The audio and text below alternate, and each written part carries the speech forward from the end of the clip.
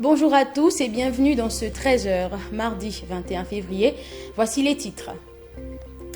OIM, la ville renoue avec la salubrité après l'opération Ville propre. Un grand soulagement pour les riverains de cette partie du pays. Soma UA, la 36e session ordinaire de la conférence des chefs d'État et de gouvernement de l'Union africaine s'est close ce week-end. Sidé Laniman nous fera un tour d'horizon sur cette actualité dans ce journal. En ouverture, un incendie d'une violence extrême a ravagé deux magasins de vente de pièces détachées à la gare routière de Libreville ce matin. Aucune perte en vie humaine n'a été déclarée, mais d'énormes dégâts matériels. L'origine reste encore inconnue. Écoutons cet extrait au micro de Jessica Ondjoa.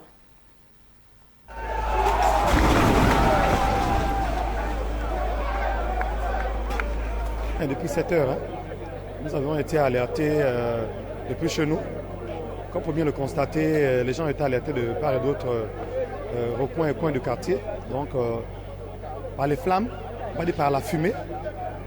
Nous avons été alertés, nous sommes venus pour constater, mais c'est vraiment déplorable, vraiment alarmant. Déjà pour les propriétaires des lieux et puis pour le propriétaire du magasin qui est vraiment en détresse. Vraiment, ça nous déchire le cœur de voir que la propriété de l'autre se brûle, comme ça il va en fumer. Vraiment, c'est vraiment souhaitable que vraiment, s'il faut des pouvoirs publics vraiment venir vraiment en aide à ce dernier, vraiment c'est vraiment judicieux quoi. Il ne dépasse pas des patrons, c'est des magasins différents. Mais en tout cas, moi je viens d'arriver, c'est mon grand frère qui m'explique. Mais je sais les propriétaires des magasins. Il y a même un de nos patrons, voilà lui. Rien de tout. Tout est foutu. Tout dans les pièces détachées, les roues, les pneus, un peu de tout. Et je pense qu'il y a même les combustibles, comme on appelle, qui... bon, vous entendez les explosions et tout ça. Parce qu'il y a beaucoup de métal, beaucoup de choses qui causent même d'abord les flammes et qui entraînent encore les flammes. Personnellement, je n'ai pas une connaissance de ce qui a causé vraiment un incendie.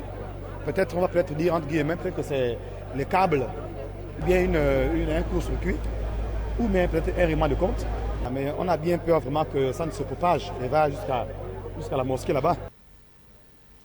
Cap dans le Wellington, la ville d'OIM a fière allure aujourd'hui après l'opération libérer les trottoirs initiés par les autorités municipales et la direction générale des travaux publics. Un récit de Chimène Nindong sous les images de notre reporter sur place. Dépistage gratuit du diabète, de la tension artérielle et bien d'autres maladies tropicales ont été au centre d'une campagne de sensibilisation et de dépistage dans la ville d'OIM et au district d'Akan et Satouk dans la province du Wellington. L'initiative est très louable parce qu'il est mieux de connaître son statut et savoir quoi faire au lieu de vivre dans l'ignorance. Donc voilà, aujourd'hui je suis venue me faire dépister. Heureusement que tout est négatif. On a des causes majeures à défendre, à savoir le diabète, donc c'est le cas. On a le cancer infantile, avec lequel on travaille avec toutes les autorités. On a l'environnement, on a la vue et toutes les maladies tropicales. La distribution des produits pharmaceutiques reste un des faits marquants de cette campagne de dépistage du diabète. Je suis content du médicament qu'on m'a donné. Au lieu d'aller l'acheter, on me l'a donné cadeau. Je suis vraiment contente et on dit merci à Dieu. Pour le gouverneur, de telles opportunités sont à saisir car le diabète fait partie des maladies tueuses. Je pense que le diabète tue encore beaucoup.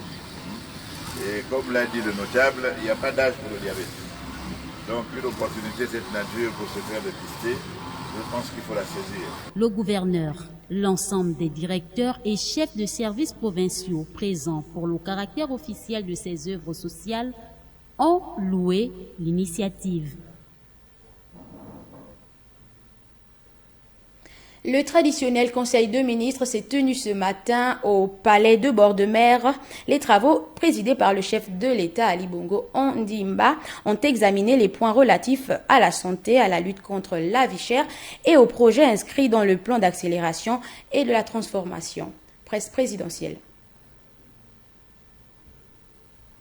Le Conseil de ministres de ce jour se tient au lendemain de la participation du président de la République au 36e sommet des chefs d'État et de gouvernement de l'Union africaine. Une rencontre de haut niveau qui a statué entre autres sur les mécanismes d'accélération de la mise en œuvre de la zone de libre-échange continentale africaine. Cette séance de travail a également l'occasion de saluer le leadership du président de la République dans l'espace Afrique centrale. Le nouveau Ngabonais prend à nouveau la tête de la CAC dans les prochains jours. Ce traditionnel conseil de ministres dirigé par le chef de l'État, Ali Bongo Ondimba, a permis également d'évoquer sur le plan politique la concertation entre majorité et opposition en vue des élections apaisées. La santé n'était pas en reste avec le renforcement des dispositifs sanitaires afin de prévenir certaines épidémies. La route, l'eau, l'énergie et tous les projets inscrits dans le plan d'accélération de la transformation étaient également à l'ordre du jour de ce conclave entre le président de la République et l'équipe gouvernementale. Au cours de ce conseil, plusieurs projets de loi ont été examinés.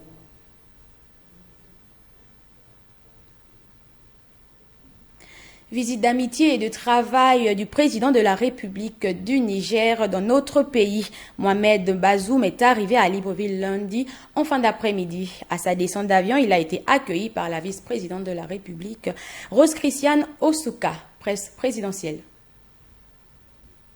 Dans cet avion aux couleurs de la République du Niger, Mohamed Bazoum, le président de ce pays, a mis effectue une visite d'amitié et de travail au Gabon. Au pied de la passerelle pour l'accueillir en cette fin d'après-midi, Rose Christiane Osuka Raponda, la vice-présidente de la République gabonaise. Pour son arrivée au Gabon, l'hôte de marque du président de la République a droit aux civilités d'usage et à tous les honneurs officiels que lui confère son rang de chef d'État. La sortie du salon d'honneur a toutes les allures d'une fête populaire, avec le bain de foule offert par la communauté nigérienne du Gabon. L'instant est particulier pour ces hommes et femmes arrivés en masse et pour l'ensemble des 13 000 Nigériens officiellement répertoriés en République gabonaise. Il est bien, mais on ne sait pas quoi dire, mon frère. Il a fait, on a vu, on les remercie, on va l'accueillir jusqu'à là-bas. Merci beaucoup les Gabonais, les Nigériens. Merci beaucoup. On est bien contents. On vous aime beaucoup. On est bien contents. Voilà. Voilà. Vraiment, on est contents pour l'arrivée du président Mohamed Bazoum au Gabon. Voilà. L'axe Niamey-Libreville se porte bien et se consolide. Et durant ce séjour d'amitié et de travail, les deux chefs d'État devraient se rencontrer pour des entretiens fructueux, propices à la redynamisation du partenariat entre le Niger et le Gabon. Et puis, le 36e sommet des chefs d'État de l'Union africaine s'est achevé dimanche 19 à Addis Abeba, en Éthiopie. Violences meurtrières dans la région du Sahel et dans l'est de la République démocratique du Congo, entre autres, sont des sujets qui ont été mis sur la table des discussions. Récit de Sidela Nimane. Les dirigeants du continent africain se sont retrouvés pour une session ordinaire de l'Union africaine les 18 et 19 février dans la capitale éthiopienne Addis Abeba. L'objectif premier de cette réunion était l'accélération de la mise en place de la zone de libre-échange continentale. Selon la Banque mondiale, l'accord permettrait de créer 18 millions d'emplois supplémentaires et pourrait contribuer à sortir jusqu'à 50 millions de personnes de l'extrême pauvreté d'ici 2035. Des dizaines de décisions, déclarations et résolutions ont été adoptées à l'issue de ce sommet, parmi elles le renforcement des sanctions envers le Mali, le Burkina Faso et la Guinée. Il y a près de 2 semaines, les 3 pays dirigés par des militaires issus de coups d'État ont communiqué conjointement sur le souhait de la levée de leur suspension de la Communauté économique des États d'Afrique de l'Ouest et de l'Union africaine. Une réunion du Conseil de paix et de sécurité de l'Union africaine sur la levée de leur suspension a eu lieu. Il est nécessaire de souligner à nouveau que l'Union africaine reste intolérante à tout moyen non démocratique d'accéder au pouvoir politique. La Commission est prête à aider ses États membres à revenir à l'ordre constitutionnel. L'idée est que la démocratie doit être enracinée, être consolidée et être promue et protégée. Un mini-sommet sur le processus de paix dans l'est de la RDC a eu lieu en marge de ce sommet ordinaire. Les présidents de la RDC et du Rwanda y étaient tous deux présents. L'objectif de ce mini-sommet était de relancer les processus de Luanda et de Nairobi qui sont quasiment au point mort. La question du cessez-le-feu et du retrait des troupes du M23 était au cœur des échanges. Pour la RDC, il s'agissait aussi de plaider pour que les chefs d'État s'engagent à rendre effectif le mandat offensif de la force régionale EAC afin qu'elle aille au combat contre le M23 s'il ne se retire pas, et alors que cette force régionale est de plus en plus critiquée en RDC pour son inaction. Et puis, lors des travaux de cette 36e session ordinaire de l'Union africaine, le président de la commission, Moussa Faki Mahamat, s'est prononcé sur la position d'Israël au sein de cette institution, mais aussi sur l'expulsion d'un de ses émissaires, Roland Djakou. Lors de cette cérémonie de clôture de cette grande rencontre africaine, la question sur le statut d'observateur d'Israël au sein de l'Union africaine a été évoquée et le président de la commission a été clair. Vous savez, l'année dernière, nous avons débattu sur la question du statut d'Israël comme observateur à l'Union africaine. Suite à ces différentes discussions, la conférence a décidé de mettre en place un comité ad hoc des chefs d'État sur la question. Ce qui veut dire que le statut est suspendu jusqu'à ce que ce comité puisse délibérer. Et donc nous n'avons pas invité des officiels israéliens à notre sommet. Sur une vidéo mise en ligne, des membres de la sécurité ont escorté Sharon Barley, directrice générale adjointe du ministère israélien des Affaires étrangères pour l'Afrique, hors du sommet annuel qui s'est ouvert samedi à Addis Abeba. Nous avons constaté qu'il y a une personnalité qui est rentrée dans la salle avec un badge et naturellement, nous lui avons demandé de quitter les lieux. Nous sommes en train de faire les investigations nécessaires parce que c'est une personnalité d'ailleurs qui ne réside pas ici, qui est venue d'Israël. Et jamais, quand quelqu'un arrive ici, s'il est invité, il est invité par le président de la Commission de l'Union africaine. Suite à cette expulsion, le porte-parole du président de la Commission a expliqué que l'Union africaine avait adressé une invitation unique à l'ambassadeur d'Israël auprès de l'UA, Aleli Atmassou, et cette invitation ne pouvait être utilisée par personne d'autre. De son côté, Israël, par l'entremise de son ministère des Affaires étrangères, a dénoncé cette expulsion, accusant l'Iran d'être derrière cette grave mesure avec la complicité de l'Algérie et de l'Afrique du Sud. Justement, pour évoquer ce 36e sommet ordinaire de l'Union africaine, nous recevons sur ce plateau Sidi Laniman de notre du service international de notre rédaction. Sidi, bonjour. Bonjour. Bien, pour en parler, quels sont les points essentiels évoqués lors de ce sommet? Alors, d'abord, le premier point qui a été évoqué, c'est évidemment l'accélération de la mise en place de la zone de libre-échange continentale africaine qui peine à se mettre en place. Il faut également rappeler le mini-sommet qu'il y a eu lieu sur le processus de paix dans l'est de la RDC. Alors, ce mini-sommet s'est passé, il a été présidé d'abord par l'Angola et le Burundi. Il s'est passé donc en marge de la 36e, du 36e sommet de l'Union africaine. Cette réunion réunissait les pays de la communauté de l'Afrique de l'Est. Alors, l'objectif de ce mini-sommet était de relancer le processus de Luanda et de Nairobi, pendant lequel il avait été décidé un cessez-le-feu entre les forces armées de la RDC et le M23. Il faut rappeler le M23 qui est un groupe rebelle qui sévit dans l'est de la RDC, qui a créé des millions de déplacés, qui a créé également des centaines de milliers de morts. Alors, ce cessez-le-feu n'est pas effectif aujourd'hui dans l'est de la RDC. Également, il faut rappeler qu'il y a eu également une force régionale de l'est de l'Afrique qui a été créée en marge justement de ces processus de Luanda et de Nairobi. Aujourd'hui, pour la RDC, il s'agit vraiment de plaider pour que les chefs d'État s'engagent à une offensive si le M23 ne se retire pas de l'est de la RDC. Alors, il y a également eu le renforcement des sanctions contre le Burkina Faso, le Mali et la Guinée. Il y a 2 semaines, les 3 pays, les ministères des Affaires étrangères de ces 3 pays se sont rassemblés.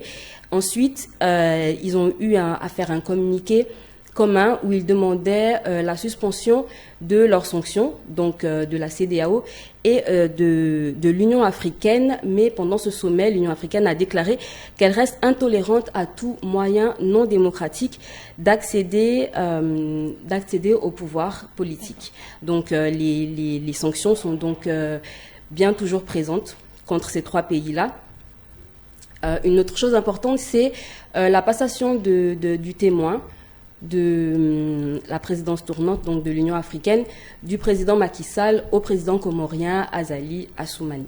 D'accord, Sidila. Et au regard de tout cela, quels sont les défis du futur mandat du nouveau président de l'Union africaine Azali Assoumani? Alors, premièrement, ce serait la remise sur les rails du processus de zone de libre-échange africaine, comme je l'ai dit tantôt, qui peine à se mettre en place. Il y a également les nombreuses crises économiques, alimentaires et sécuritaires qui sévissent dans les 4 coins du continent. Il veut également mettre l'accent sur l'urgence climatique en tant que représentant d'un pays insulaire, car comme on le sait, les Comores se trouvent dans l'océan Indien. On peut également parler du cyclone Freddy, qui se rapproche en ce moment dangereusement de l'île Maurice. Donc c'est pour ça que c'est vraiment important pour lui de mettre sur la table l'accent sur l'urgence climatique. Bien, alors quelles seront comme ça les conséquences des sanctions pour ces trois pays, à savoir le Burkina, le Mali et la Guinée? Alors, les conséquences pour ces 3 pays, ce sont des conséquences qui sont présentes depuis le premier coup d'État, depuis les coups d'État qui se sont succédés dans ces 3 pays en question. Ce sont déjà des conséquences économiques qui ont asphyxié les populations, interdiction d'import et d'export, etc., qui ont vraiment asphyxié les populations économiquement. Il déplore aussi diplomatiquement le fait que, en tant que pays souverain, ils sont empêchés de participer aux instances statutaires de la CEDEAO et de l'Union africaine. Ils ne peuvent donc pas participer aux prises de décision. Pourtant, les problèmes qui sont mis sur la table sont des problèmes qui les concernent, notamment les problèmes sécuritaires et les problèmes humanitaires.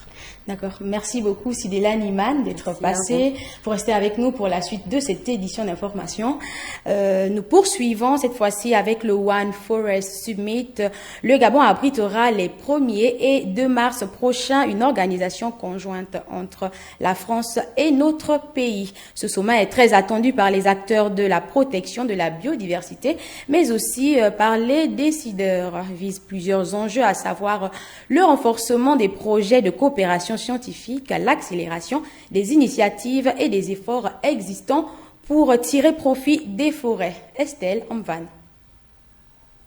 Le One Forest Summit, initié par les présidents Emmanuel Macron et Ali Bongo Ondimba, est présenté comme un moment clé qui permettra d'avancer à la fois sur l'action climatique, la préservation de la biodiversité et la promotion de la solidarité Nord-Sud. Ce rendez-vous planétaire sera marqué par la tenue d'un One Forest Lab qui sera axé sur 3 communautés principales. Tout d'abord, la communauté scientifique qui pourra accroître les connaissances et la coopération entre les experts des forêts tropicales d'Amérique latine, d'Afrique et d'Asie pour améliorer la préservation de la couverture forestière. Développer les réseaux scientifiques dans les pays possédant les plus grandes réserves de carbone et de biodiversité, partager plus équitablement les gains économiques de la recherche sur la biodiversité. Ensuite, le monde des affaires qui sera édifié sur les meilleures pratiques pour une utilisation durable des forêts tropicales en vue de permettre aux communautés de prospérer et de protéger le savoir-faire local tout en préservant les réserves vitales de carbone et de biodiversité capturées dans ces écosystèmes. Enfin, le secteur financier, Un accent sera mis sur la nécessité de mesurer l'impact des activités des pouvoirs publics et des entreprises sur la biodiversité. Un travail exploratoire sera fait sur le principe des certificats de biodiversité qui devrait permettre aux investisseurs de financer des projets de conservation de la biodiversité. Le travail de réflexion de ces 3 communautés est prévu le 1er mars avec une série d'événements au niveau ministériel. Un rapport sera fait aux dirigeants le 2 mars. Cap au Burkina Faso, cette fois-ci, l'armée burkinabé a annoncé dimanche la fin de l'opération de la force française Sabre au Burkina Faso. 3 semaines après la dénonciation des accords de défense liant les 2 pays par le gouvernement de la transition. Récit de Sidela Niman. Une cérémonie solennelle de descente de drapeau marquant la fin officielle des opérations de la Task Force française, appelée Force Sabre, a eu lieu ce week-end en périphérie de Ouagadougou.